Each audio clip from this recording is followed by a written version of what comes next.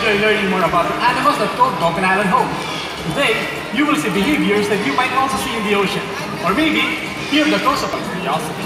And the knowledge that again helps us better care for dolphins yun ang taga-train, around the world. So, what will be ayan o, dalawang tao. Very soon, you will join the dolphins of Dolphin Island and find out. And one more. If you are seated in the first several rows, you are in our splash zone. There is a very good chance you will get wet. Do me a favor and take a look at where you're sitting, and if you see blue or white and getting soaked with salt water is not in your plans for today, now is the right time to move to a higher and much drier ground. So with that being said, drummers, back to you.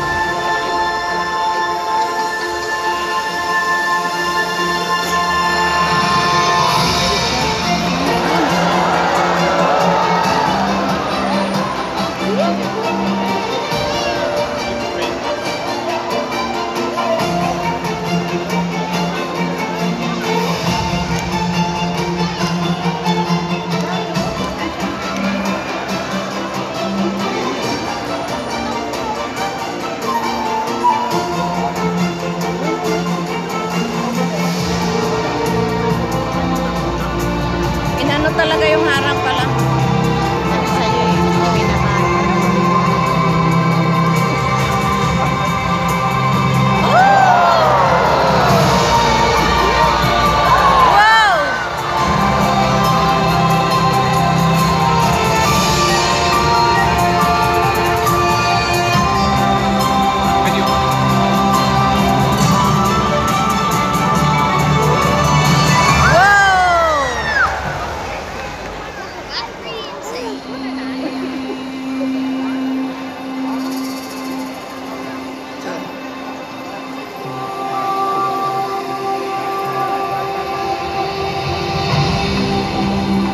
Marhaba. Hello. I am Wasi, keeper of stories and traditions. Welcome to Dolphin Island. There's no other place like it. Why is it so special? Birds would be one answer. And let us not forget, of course, dolphins, with their endless curiosity, constantly seeking and learning. I sense a deep curiosity in all of you as well. Like the dolphin, you are eager to explore and make new discoveries. My friends, you have come to the right place. For when dolphins leap through the waves of the open ocean, or when they hunt the sea with nature, through the rhythms of the sky and sea. So join us on an adventure of discovery. Release your curiosity and let your creativity flow.